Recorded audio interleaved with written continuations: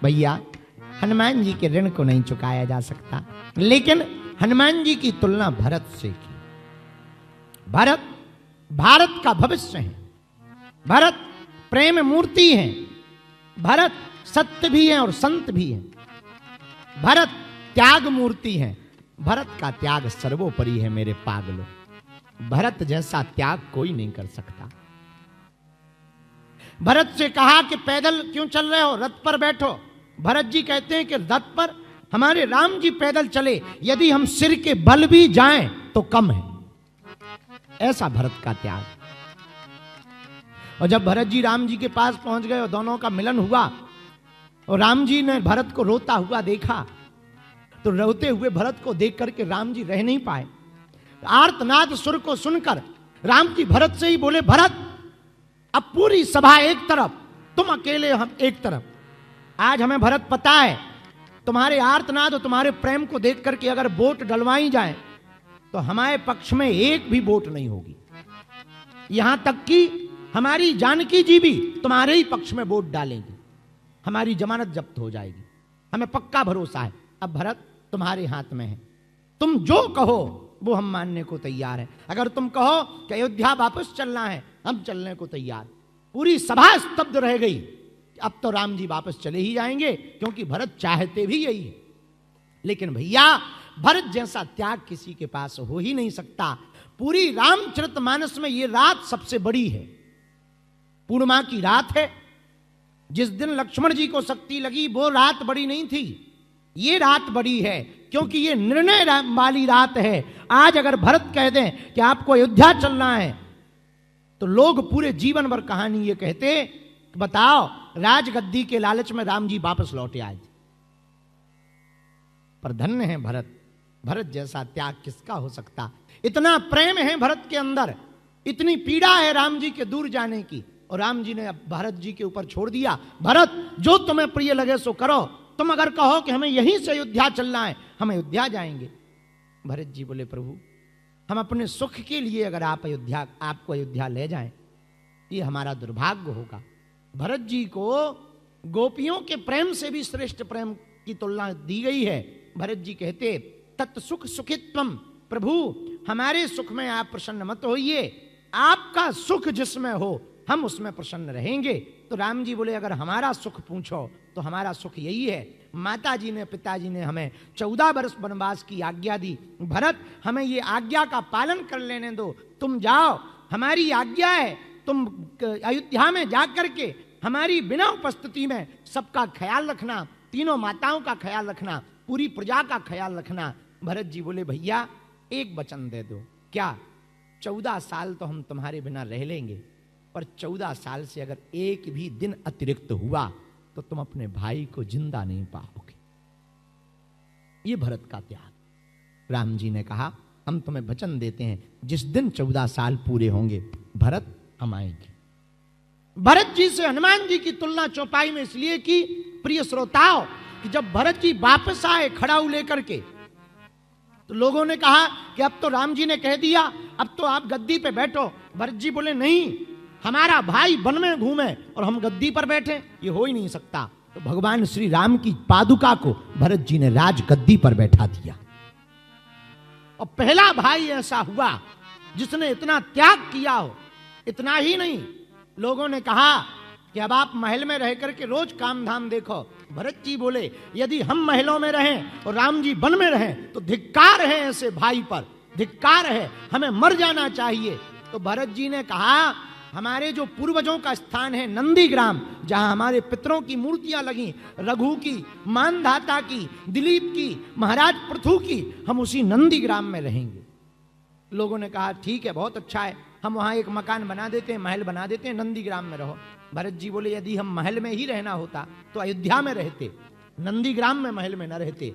हमको महल में नहीं रहना, हमारे प्रभु अगर झोपड़ी में रहेंगे तो हम खुले आसमान में रहेंगे। ये त्याग है भरत का। प्रिय श्रोताओं, भरत जी कहते, प्रभु अगर झोपड़ी में रहेंगे, हमने देख लिया चित्रकूट में पर्णकुटी में राम जी रहते हैं, तो हम खुले आसमान में रहेंगे। किसी ने कहा, किसी ने से भरत जी ने पूछा कि भैया हमारे प्रभु खाएंगे क्या? बोले आपके प्रभु कंदमूल फल खाते हैं। बोले हमने देख लिया चित्रकूट में जाके प्रभु कंदमूल फल खाते हैं, यदि हम 56 भोग खाएंगे तो धिक्कार है ऐसे भाई पर। अगर राम जी कंदमूल फल खाते हैं तो हम 14 वर्ष तक कंदमूल फल नहीं खाएंगे। बोले क्या खाओगे? भरत जी बोले जीवन जीने के लिए हम जौ के दाने गौ माता को खिलाएंगे। जब गौ माता गोबर करेगी उस गोबर में जौ के दाने निकलेंगे, उन जौ के दानों को निकालकर उन्हें धुलकर उन्हें पीस कर रोटी बना करके खाएंगे। ऐसा भरत जीवन जिएगा। ये त्याग है भरत। इतना त्याग भरत जी का है, इसलिए हनुमान जी को राम जी ने कहा तुम मम प्रिय भरते हैं संभाई। तो किसी ने कहा 14 साल तक आप पृथ्वी पर खुले आसमान में रहोगे। बोले नहीं, पृथ्वी पर नहीं रहेंगे। बोले क्यों? बोले पृथ्वी पर तो राम जी रहेंगे, और यदि हम भी पृथ्वी पर रहेंगे तो धिक्कार है ऐसे भाई पर। वो भी पृथ्वी पर लेटेंगे, हम भी पृथ्वी पर लेटेंगे तो सम हो जाएगा। स्वामी में और सेवक में कोई अंतर नहीं होगा। वो स्वामी है, हम सेवक हैं। तो अगर स्वामी पृथ्वी पर लेटेंगे तो हम 6 फुट का गड्ढा करके नीचे जमीन के लेटेंगे। ये त्याग है भरत जी का। तो भरत जी गड्ढा खोद करके रहते हैं और पूरी रात जागते, दीपक का उजाला करते, पूरी रात जागते और दीपक के उजाले में पूरी प्रजा का कार्य करते। आहा, इसलिए राम जी का धर्म सामान्य धर्म है, लक्ष्मण जी का धर्म विशेष धर्म है, पर भरत जी का धर्म विशेषतर धर्म है। लक्ष्मण जी से ज्यादा श्रेष्ठ धर्म किसी का है? राम जी से ज्यादा श्रेष्ठ धर्म लक्ष्मण का है। क्यों? क्योंकि लक्ष्मण जी ने राम जी के लिए सब कुछ त्याग दिया। राम जी ने कहा लक्ष्मण से, लक्ष्मण वापस जाओ, तुम मत चलो हमारे साथ, क्योंकि पिताजी ने आज्ञा हमको वनवास की दी है, तुमको नहीं दी है। तो लक्ष्मण जी कहते प्रभु हमारे जीवन तो आप हो, आपको पिता आज्ञा मिली है, परछाई तो वहीं वहीं जाएगी जहां आप जाओगे। राम जी बोले मतलब? बोले देखो रघुकुल कीरति विमल पताका, आप रघुकुल के पताका हो। राम जी से लक्ष्मण जी बोल रहे।